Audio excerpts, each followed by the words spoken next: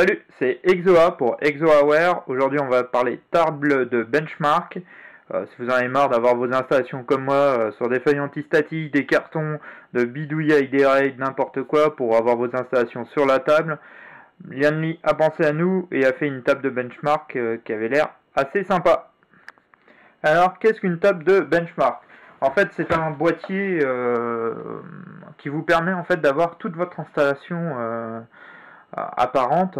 Vous n'avez pas du tout de plasturgie. Là, vous avez le plateau tout là de la carte mère avec toute la partie pour brancher les cartes additionnelles. Bouton power, reset. Ici, on le voit pas très bien sur la vidéo, mais vous pouvez. Il y a un kit optionnel chez Lianli pour l'USB 3, SATA et sortie audio. Vous avez tous les racks en dessous ici pour lecteur CD. Alors on les voit pas trop, sont juste là.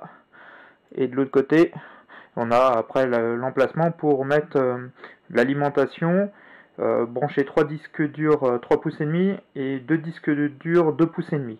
En fait, la table benchmark, c'est vraiment si vous voulez bidouiller, si vous bidouillez ou que vous avez des tests à faire et qu'il vous faut à chaque fois ouvrir votre PC et tout. En fait, là, c'est un PC qui est ouvert, qui est mis sur une table. L'avantage, j'aimais bien le style de chez Lianli. C'était un peu cette fonction avec la poignée qui est là. La table en général, je trouvais que le look était assez sympa comparé à chez Coolmaster qu'on a une où on dirait en fait une boîte à pizza, vraiment tout plat.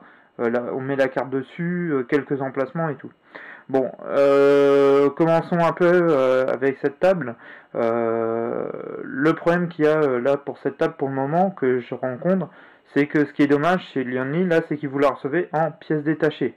Elle est complètement démontée, toutes les parties, même la poignée, le cabot en dessous, si vous voulez, tout est en pièces détachées. Et il faut tout assembler, tout visser.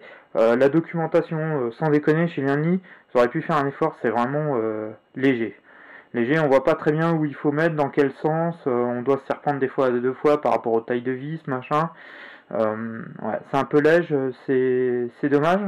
Bon, autrement là, la finition est plutôt pas mal, hein, c'est que de l'aluminium, tout est en aluminium, il y a juste ces boutons. Deux défauts pour moi, ouais, le fait qu'on la reçoit en pièces démontées, vraiment tout est démonté, et d'avoir les ports USB, alors c'est de l'USB 3 certes, mais avoir un port USB 3 en option, je trouve ça dommage, je devrais le mettre dans le package. Pareil, dans le package, en fait, vous avez une autre option avec deux ventilateurs qui se mettent ici, en fait. Vous avez deux gros ventilateurs en option. Je trouve ça dommage. Ça vaut un peu moins de 100 euros. En disant qu'ils auraient pu faire un petit effort pour mettre un peu plus, mettre les options pour aller une dizaine, quinzaine d'euros en plus. Ça aurait été un plus, quoi. C'est un peu dommage d'avoir encore des options. Bon, pour le moment, c'est plutôt pas mal. Je lisais des tests qui avaient pu être faits dessus. Alors les gens disaient pour utiliser en LAN party, franchement, je vous le déconseille. Je vois pas l'intérêt d'emmener une table de benchmark en LAN party. Certes, ouais, c'est mobile, hein, c'est vachement mobile. Hein, vous voyez, on prend, je vous fais un peu le tour. Hein. Vous voyez, vous avez un pied, un support. Ce qui est sympa, c'est que des vis comme ça, un peu pour démonter. Il n'y a pas besoin souvent de tournevis. Vous avez la cage ici pour l'alimentation. Je vois pas emmener ça en LAN party. Déjà, premièrement, pourquoi en LAN party, souvent, bah, vous êtes, bon, certes, souvent devant votre ordinateur, mais pas tout le temps. Vous allez chercher une boisson et tout. Tout est ouvert. Vous n'avez pas peur à vos cartes graphiques, à votre mémoire, même aux pros et tout ça. Je trouve ça vraiment, c'est si vous bidouillez beaucoup votre ordinateur, je trouve l'idée super géniale. Pareil, si vous êtes dépanneur à domicile ou un truc comme ça, vous avez votre carte mère dessus. Hop, vous pouvez tester disque dur, vous avez votre disque dur de test branché, ça fait vraiment propre, quoi. Disons que ça fait pro. Bon, après, si vous bidouillez pas, que vous en foutez d'avoir un boîtier apparent, franchement, prenez des boîtiers traditionnels, il y en a vraiment de très très bons. C'est vraiment si vous bidouillez l'overclocking pour vraiment avoir accès au matos. Je pense qu'il faut aussi prévoir la bombe d'air sec hein, pour souffler régulièrement les ventiles, parce que je pense que ça va s'encrasser avec la poussière. Voilà, je vais monter l'installation que vous y avez vue tout à l'heure, qui est celle-ci avec le Noctua que je vous ai fait un test, et la Rampage. Je vous dis ça, et puis on revient tout monter. Voilà, ciao. Bon, nous voilà, j'ai remonté la configuration. Bon, je vais pouvoir vous dire un peu les avantages et les inconvénients de cette table de Benchmark Lianli. C'est une T60. Hein. Je vous ai pas donné son prix, elle vaut un peu moins de 100 euros. On la trouve entre 95 et 99 euros sur différents sites de commerce. Hein. Elle est à 95 euros, je crois, chez matériel.net. Voilà. Bon, avantages, inconvénients de la table de Benchmark. Bon, premièrement, vous pouvez voir le Noctua. Bah, il passe tout juste, hein, tout juste. J'ai dû forcer, j'ai dû baisser la ventilation, retirer les petits crochets de fixation.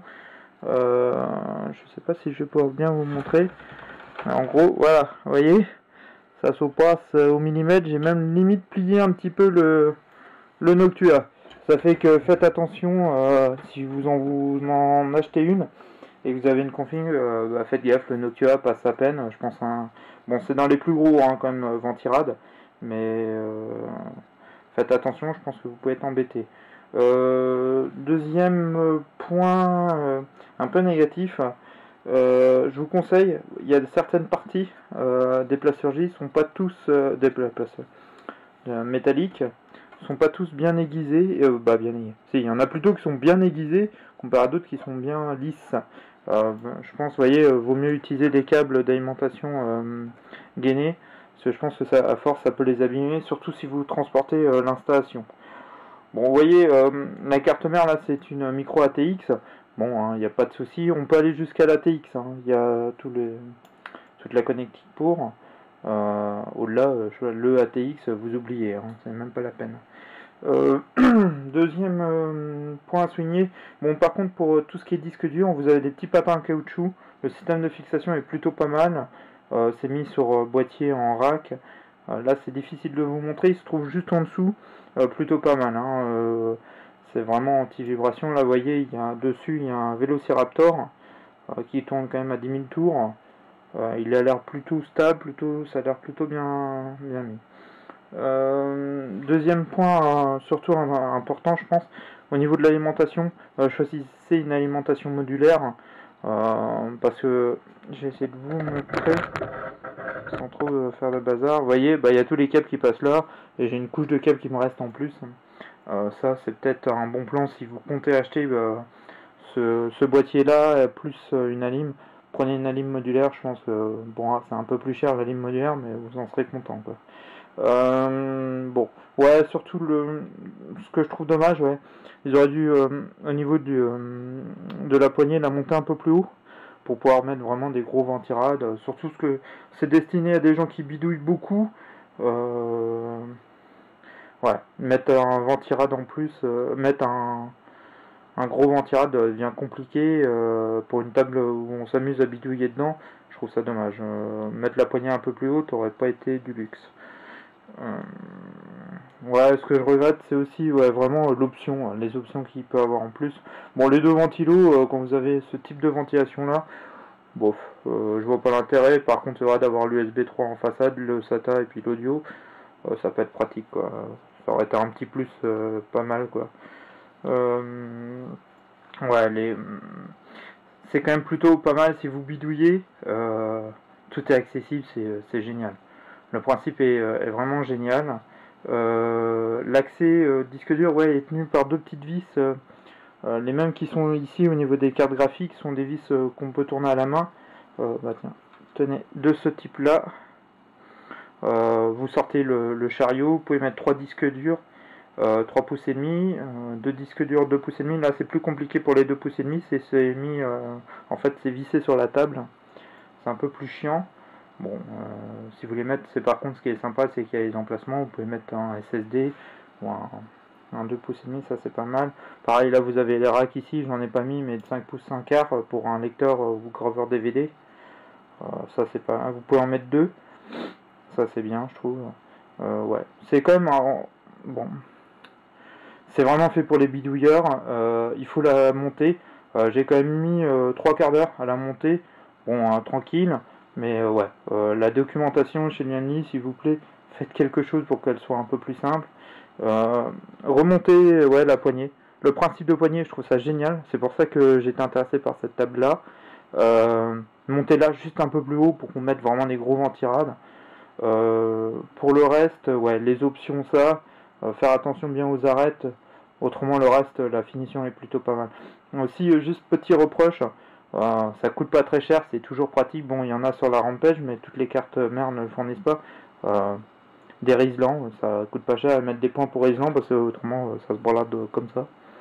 Un peu dommage, mais autrement, vous voyez là, j'ai 2 cartes quand même en SLI, c'est fixé, ça fait plus propre que de la foutre par terre. Bon, ça coûte une centaine d'euros. Si vous bidouillez beaucoup, vous avez, ouais, comme moi, sur la table, tout. C'est pratique, c'est bien, je vous la conseille. Franchement, ouais, c'est quand même un bon produit. Je vous la conseille, mais il faut, ouais, faut bidouiller ou avoir besoin d'avoir sa configuration, disons, disponible pour prendre des points de mesure et tout ça. Ouais, là, ça vaut le coup. Autrement, je vous conseille de prendre un boîtier traditionnel si vous n'avez pas besoin, ou juste de temps en temps d'aller chercher un truc ou de modifier. Prenez un boîtier traditionnel. Je pense que ça ne vous ira pas. Voilà. Voilà, c'était ce petit test de la table de bench Lianli T60 d'une valeur de, ouais, je vous dis 95 euros chez matériel.net. Bon produit, si vous bidouillez. LAN party, oubliez, on va tout vous piquer. Ça vaut pas le coup. Allez, je vous souhaite à bientôt et à plus sur ExoAware. Ciao.